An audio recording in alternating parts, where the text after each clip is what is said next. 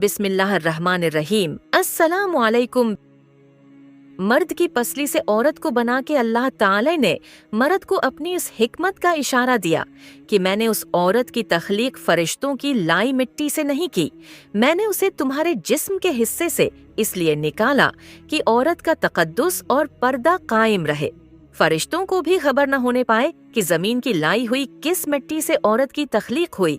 यानी औरत के तकद्दुस की हद तो देखिए कि फरिश्तों से भी उसकी बनावट का पर्दा लाजमी करार दिया गया और पहली औरत उस हुई, मर्द की पसली से निकली जिसकी वो मनकूहा कहलाई। अब बात आती है पसली की, औरत पसली से ही क्यों निकली? क्या टेढ़ापन वही से मिला? नहीं, यहाँ भी हिकमत से खाली बात है, नहीं है। इंसानी जिस्म में दिल और बहुत से नाजुक हिस्से पसली के पीछे छिपे हुए हैं, यानी पसली एक ढाल है। उन नाजुक हिस्सों के लिए तो अल्लाह पाक ने औरत को पसली से निकाल के ये नहीं बताया कि औरत में टेढ़ापन है, बल्कि इस औरत को पसली की तख्लीक करके ये बात समझा दी कि औरत वक्त बढ़ने पे ढाल भी बन सकती है। हुजूर पाक सल्ली अल्लाह अलैहि वाला वसल्लम सहाबा की महफिल में जलवा फरमा थे कि एक शख्स हाजिर हुआ और अर्ज करने लगा, या रसूल अल्लाह, कोई ऐसा मोमिन भी है जो जहन्नम में रहेगा? हुजूर पाक फरमाने लगे, हाँ, एक शख्स ऐसा होगा जो जहन्नम की गहराई में 1000 साल रहेगा और मुसलसल ऊंची आवाज में पुकारता रहेगा, या हनान या मन्नान। एक दिन इस कदर ऊंची बुलंद आवाज से ही या हनान या मन्नान कहेगा कि हुजूर जब्राइल अलैहिस्सलाम जहन्नम के करीब से गुजरते हुए उसे सुन लेंगे। हुजूर जब्राइल अलैहिस्सलाम हैरान होंगे कि ये कैसी अजीब बात है कि कोई मुसलसल या हनान या मन्नान पुकार रहा है। हुजूर जब्राइल अर्श के सामने हाजिर होंगे और सर सजदे में रखकर खुदा की तस्बीह बयान करेंगे। अल्लाह फरमाएगा, ए जब्राइल सर उठाओ। जैसे ही हुजूर जब्राइल सर होंगे उठाएंगे तो अल्लाह फरमाएगा कि बताओ जब्राइल, क्या अजीब देखा, आज तुमने हुजूर जब्राइल अर्श करेंगे। ए हमारे रब, मैंने जहन्नम से आती हुई एक आवाज सुनी है जो कि गहरे गड्ढे से लग रही थी। कोई पुकार रहा था, या हनान या मन्नान। अल्लाह फरमाएगा, ए जब्राइल, जहन्नम की दूर का माल के पास जाओ और उसे कहो कि जो बंदा या हनान या मन्नान की सदा लगा रहा है, इसे जहन्नम से निकालकर तुम्हारे हवाले कर दें, फिर उसे मेरे पास ले आओ। हजरत जब्राइल अलैहिस्सलाम जहन्नम की दरवाजे पर तशरीफ ले जाएंगे, दरवाजे पर दस्तक देंगे, मालिक बाहर आएंगे। हजरत जब्राइल अलैहिस्सलाम उन्हें अल्लाह पाक का हुक्म सुनाएंगे। हुक्म सुनकर मालिक जहन्नम के अंदर जाएंगे। हजरत मोहम्मद सल्लल्लाहु अलैहि वसल्लम ने फरमाया, जैसे माँ अपने बच्चे को पहचानती है, मालिक ऐसे जहन्नम को पहचानते हैं। उसके बावजूद आप या हनान या मन्नान कहने वाले शख्स को तलाश नहीं कर पाएंगे। बाहर तशरीफ लाएंगे।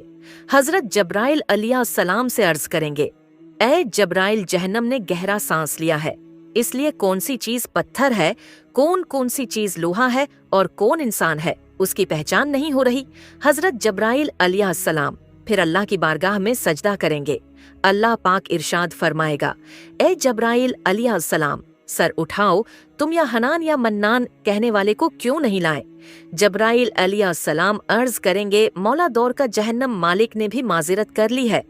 कहते हैं जहन्नम ने गहरी सांस ली है, इस वजह से पत्थर, लोहे और इंसान के दरमियान कोई फर्क नहीं बचा है, तो ये सब जलकर कोयला बन चुके हैं, किसी चीज की पहचान नहीं हो रही। अल्लाह फरमाएगा, जब्राइल, मालिक से कहो मेरा बंदा जहन्नम के फुलान गड्ढे में फुलान कोने में उस हालत में पड़ा हुआ है। हजरत जब्राइल अलैहिस्सलाम जहन्नम के दरवाजे पर जाएंगे और हजरत मालिक को या हनान या मन्नान पुकारने वाले का पता बताएंगे। हजरत मालिक जहन्नम के अंदर जाएंगे और देखेंगे एक शख्स है, उसके पांव उसकी पेशानी के साथ और उसकी हाथ गर्दन के साथ बंधे हुए हैं और जहन्नम के साथ बच्चों इसके साथ लपटे हुए हैं। मालिक उसकी जंजीरें तोड़ देंगे और जहन्नम से निकालकर हजरत जब्राइल अलैहिस्सलाम के हवाले कर देंगे। हजरत जब्राइल अलैहिस्सलाम उसे अर्श इलाही के सामने लेकर हाजिर होंगे, सर सजदे में रखेंगे। अल्लाह पाक फरमाएगा, जब्राइल अलैहिस्सलाम सर उठाओ। जब्राइल अलैहिस्सलाम सर उठाएंगे। अल्लाह पाक उस बंदे से फरमाएगा, ए बंदे, क्या मैंने तेरी बेहतरीन तख्लीक नहीं की थी? क्या मैंने तेरी तरफ रसूल नहीं भेजे थे? क्या मेरे रसूलों ने तुम्हें मेरी किताब नहीं सुनाई थी? کیا میرے رسولوں نے تمہیں نیکی کا حکم نہیں دیا تھا؟ کیا تجھے برائی سے منع نہیں کیا تھا؟